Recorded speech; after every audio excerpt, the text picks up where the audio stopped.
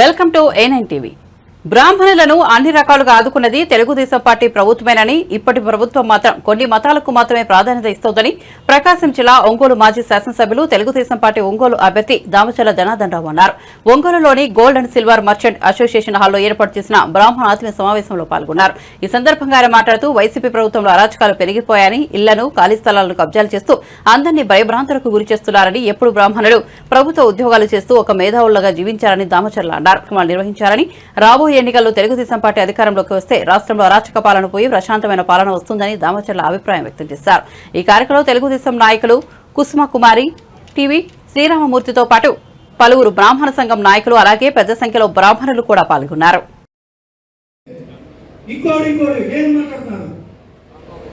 విజయనగరంలో ఎన్నో వేల కోట్ల ఆస్తులు దారదత్తం చేసి అశోక్ తాత, ఆయన తండ్రి 3 తరాలు చెప్పగలిగే నాగరికత చరిత్ర ఉంటే మన దేవాలయానికి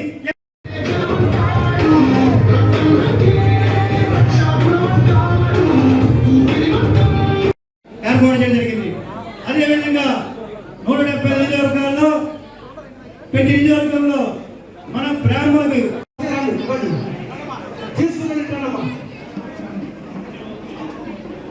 తొందరగా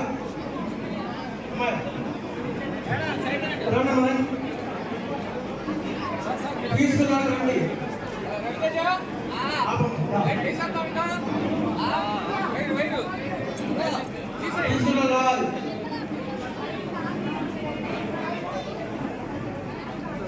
తీసుకున్నారమ్మా మీరు పదండి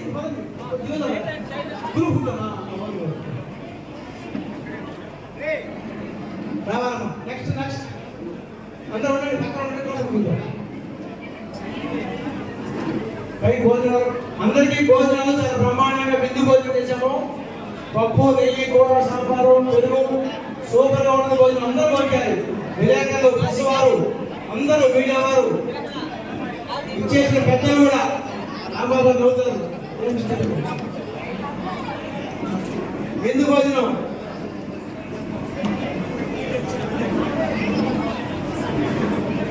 అందరూ కొంచెం కావాలి. తప్పకుండా భోజనాలు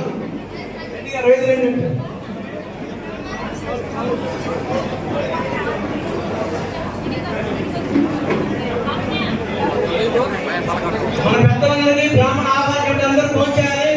అందరికీ చాలా బ్రహ్మాండం జరిగింది సమావేశం.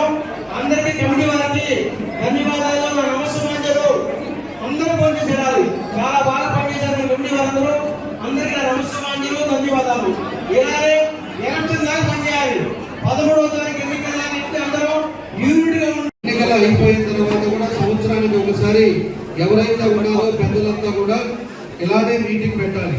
మీటింగ్ పెట్టుకొని సమస్యల మీద మనం మాట్లాడుకోవాలి. ఎక్కడ ఏ సమస్యలు ఉన్నాయి, ఏం చేస్తే బాగుంటుంది అనేది అవన్నీ కూడా మీరు పెట్టండి. తప్పకుండా కూడా మీకు కేటాయిస్తాం. నువ్వు నీటి మీకు ఏ బాధ్యతగా మనం ఉంటామని చెప్పేసి మరోసారి తెలియజేస్తా ఉన్నా.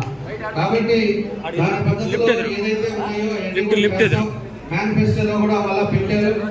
50 లక్షలు వచ్చే గుడికి ఎవరైతే అర్చకులు ఉన్నారో వాళ్ళందరికీ 15,000 రూపాయలు ప్రభుత్వం ఇస్తుందని చెప్పి, అదేవిధంగా 50 లక్షల లోపు ఉండే టెంపుల్స్ అన్నింటినీ కూడా 10,000 రూపాయలు అక్కడ అర్చకులకు ఇస్తామని చెప్పేసి ప్రభుత్వం కూడా అనౌన్స్ చేసింది.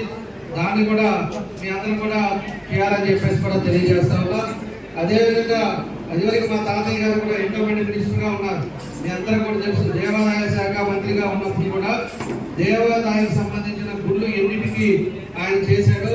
ఎన్ని విధాలుగా కూడా గుళ్ళకి సంబంధించిన అభివృద్ధి కార్యక్రమాలు ఆయన చేశాడు అనేది మనం గుర్తుపెట్టుకోవాలి. కాబట్టి ఇలాంటివన్నీ కూడా ఉన్నాయి. సమస్యలు ఏదైతే ఉన్నాయో మనకు అవన్నీ కూడా ఇచ్చేదానికి కూడా మనం అన్ని చేస్తామని చెప్పేసి మరోసారి మీ అందరికీ కూడా తెలియజేస్తున్నాం. పేదవాళ్ళు గ్రామాలు ఎవరైతే పెళ్లి చేసుకుంటారో వాళ్ళకు కూడా అనుకుంటే కార్పొరేషన్ డబ్బులు ఇప్పించాం.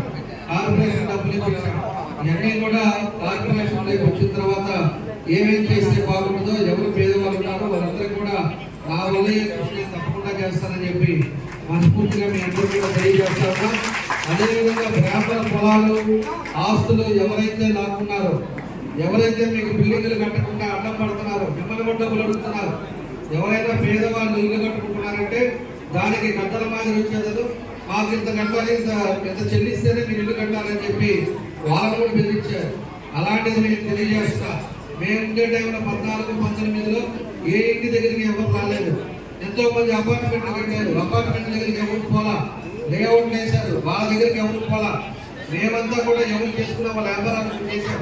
అంతేగాని ఇప్పుడు ఎవరు ఏ పని చేస్తున్నా కూడా వస్తారు, మాకు ఇంత కట్టిస్తేనే మీరు మళ్ళీ పని మొదలు పెట్టండి అని చెప్పి బెదిరించే పరిస్థితుల్లో మన ఊళ్ళో ఉందని చెప్పి కూడా మీకు తెలియజేస్తా ఉన్నాం. కాబట్టి ఇలాంటి వ్యవస్థ పోవాలి. చదువుకున్న వాళ్ళు మీరందరూ కూడా ఆలోచించండి. వ్యవస్థ మీకు పీస్ఫుల్గా ఉండాలి. మనం ఇంట్లో పొద్దున పోయామా, మనం పని చేసుకున్నామా, ఇంటికి వచ్చామా, ఇంటికి వస్తే ప్రశాంతంగా ఉండాలంటే ఎవడు వస్తాడో, ఎవరు నోడి వస్తాడో, ఇంటి మీద పడతాడో, ఏ ఇబ్బందులు వస్తాయో అనే పరిస్థితి మనకి రాకుండా ఉండాలి అంటే మీ అందరూ కూడా మంచి ఆలోచనతోటి రేపు ఎంపీకి ఎమ్మెల్యేకి 2-3 సైకిల్ గుర్తుకేసి మంచి మెజార్టీతో గెలిపించండి.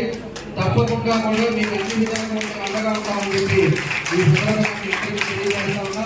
అదేవిధంగా చంద్రబాబు నాయుడు గారు రావడం ఈసారి ఈ రాష్ట్రానికి అవసరం. చంద్రబాబు నాయుడు గారు లాంటి ముందు చూపు ఆలోచనతోటి ఏదైతే 20 సంవత్సరాల నుండి ఏం జరగబోతో ఆలోచించి రాష్ట్రానికి ఎన్నో రకాలుగా సేవలు అందించే వ్యక్తులు అలాంటి వాళ్ళు ఉంటేనే మీ పిల్లల భవిష్యత్తు, మీ కుటుంబాల భవిష్యత్తులు బాగుంటాయి. అంతేగాని ఇంకా కూడా ఏదో వాళ్ళ మాయ మాటలో వర్గం చేయాలి, లేకపోతే వాళ్ళు చేసుకున్నారు అంటే ఈ రాష్ట్రాన్ని ఎవరు కాపాడలేదని చెప్పి కూడా మీకు తెలియజేస్తున్నా. బాగా పోతా మీ ఇల్లు బాగుంది అనిపిస్తే మీకేం తెలియదు, కాగితాలు కూడా మారిపోతాయి. తర్వాత పోలీసులు వచ్చేదని ఇంట్లోకి బయటేస్తారు, ఇది నా ఇల్లు అని చెప్పి. అలాంటి వ్యవస్థ కూడా వచ్చే పరిస్థితి ఇప్పుడు చూసింది. మనం 25% ఈ సైకిల్ జగన్ పరిస్థితి. అదే కానీ ఇంకా 50% పెరిగిందంటే ఏ విధంగా ఉంటాడో మనం గుర్తుపెట్టుకోవాలి. ఇలాంటి వ్యవస్థ మనకు అవసరం లేదు. మీరందరూ కూడా చదువుకున్న వాళ్ళు డైలీ కూడా కష్టపడి పొద్దున్న 5 గంటలకు వేసి పురోహితులు చేసుకుంటా దేవుడి సన్నిధిలో ఉండేవాళ్ళు. దేవుడిని కూడా కోరండి, రాష్ట్రాన్ని బాగు చేయమని చెప్పి మీరందరూ కూడా పొద్దున్నే ఇంట్లో ఉంటారు. కాబట్టి ఆ దేవుడిని కూడా కోరి ఈ రాష్ట్రం బాగుపడాలంటే మంచి ప్రభుత్వం రావాలి, చంద్రబాబు నాయుడు గారు ముఖ్యమంత్రి అవ్వాలని మీ అందరూ కూడా భగవంతుడి రోజు ఈ 10 రోజులు కూడా పూర్తి చేసి మంచి మెజారిటీతో తెలుగుదేశం పార్టీ మళ్ళీ అధికారంలోకి రావాలని కోరుకుంటూ ఈ రోజు ఒక మంచి సమావేశాన్ని ఏర్పాటు చేశారు. మాకేమో చాలా ప్రోగ్రాంల వల్ల మనం 12 గంటలకు టైం ఇచ్చాము, కాబట్టి 1 గంటకు వచ్చాము, గంట లేట్ అయింది. అయినా కూడా ఆకలిని కూడా పక్కన పడేసి మీరందరూ కూడా ఈ కార్యక్రమం జయప్రదం చేసినందుకు మీ అందరికీ మనస్ఫూర్తిగా నా అభినందనలు, ధన్యవాదాలు తెలియజేస్తూ ఖచ్చితంగా మీరు ఆలోచించుకొని అటు మామూలు శ్రీనివాస్ రెడ్డి గారికి ఇటు నాకు 2 కూడా సైకిల్ గుర్తు చేసి మీరు అందరూ కూడా గెలిపించాలని చెప్పి మనస్ఫూర్తిగా మీ అందరికీ కోరుకుంటూ మీ అందరికీ పేరు పేరు నా అభినందనలు, ధన్యవాదాలు తెలియజేస్తూ సెలవు తీసుకుంటున్నాను.